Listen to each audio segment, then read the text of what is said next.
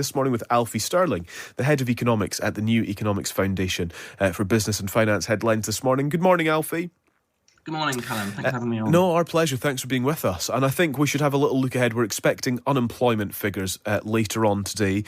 How grim are we expecting it to be? Yeah, that's right. 11th of August today, that's the day we're going to get the latest labour market statistics. This is something we get every month, but there's actually two really important health warnings for people looking at these stats. One is that there is always a 2-month lag. So whenever we see these headlines, they actually don't pertain to the latest few weeks. They're 2 months prior. So these results will come for June. The other one is that actually a lot of the other health warning, I should say, is that a lot of the indicators that economists and business reporters and journalists rely on to tell us what's going on in the economy aren't really working at the moment. So typically we would look at the unemployment rate. But actually, this crisis has been very strange insofar as the unemployment rate hasn't shifted very much since March. And that's because of the success like policies like the furlough scheme, where workers have been able to stay technically employed even if they're not working. Unfortunately, that's not all a full kind of good news story, because what we do know is the number of hours people are actually working has seen a huge dramatic fall, so more than an 8% fall so far in the number of hours people are working, and 3 times the number of people who are employed but not actually working any hours. So what that tells us is whether it's today or whether it's next month or the month after, we are going to begin to see those unemployment figures pick up quite dramatically.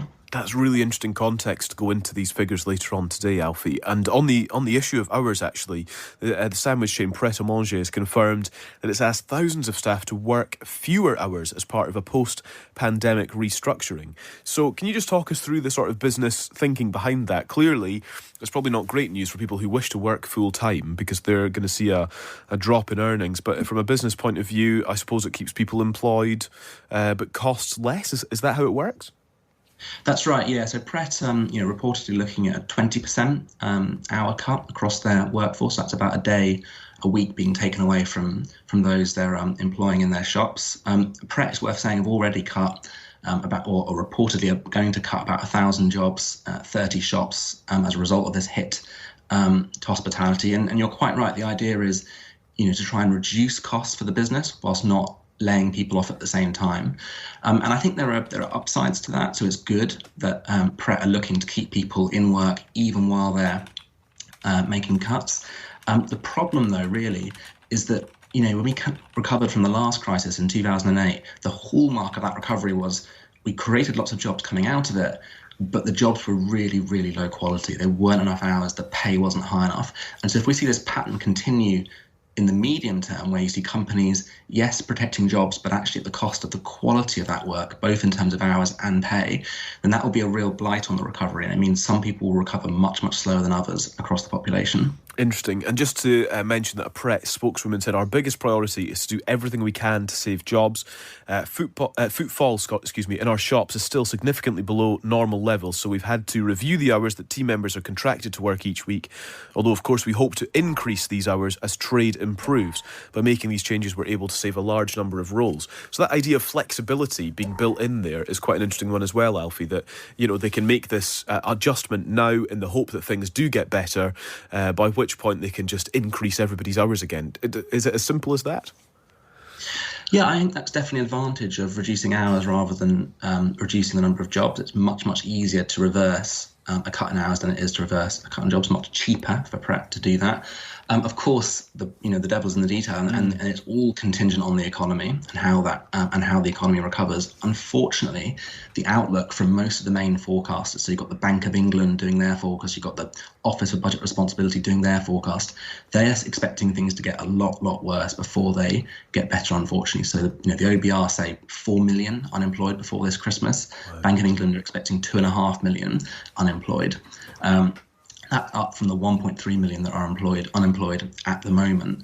So yes, good that the PrEP can respond flexibly, but hospitality has been extremely hard hit, and as I say, it's expected to get worse before it gets better. In another sort of economic news, Rishi Sunak describing figures on Eat Out to Help Out as amazing. The Treasury says that more than 10.5 million claims have been made. So the Eat Out to Help Out scheme has been used more than 10.5 million times in its first week. That must be good news for the hospitality sector. Well, so it is good news for the hospitality sector. So this is the idea that people can have a 50% discount up to £10, and people are clearly using the scheme. But stepping back a bit, we have to realise that this policy is actually very, very small. The boost is incredibly small. So, for example, the cost of those 10.5 million claims so far is only about £50 million to the Treasury. So that's an injection of demand, of spending into the economy of about 50 million. And that sounds like a big number, but it really is peanuts. So, when we had the announcement of the policy back in July, we know the total cost was expected to be about £500,000, whereas the VAT cut for hospitality was more like £4 billion. So much, much smaller amount of money being spent on this scheme.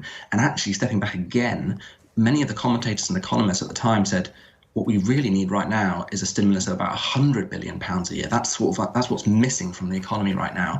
And all we got was about 10-12 billion in total. So yes, it sounds like a big number. Yes, it's good for hospitality and for spending, but actually it's a drop in the ocean in terms of what's needed.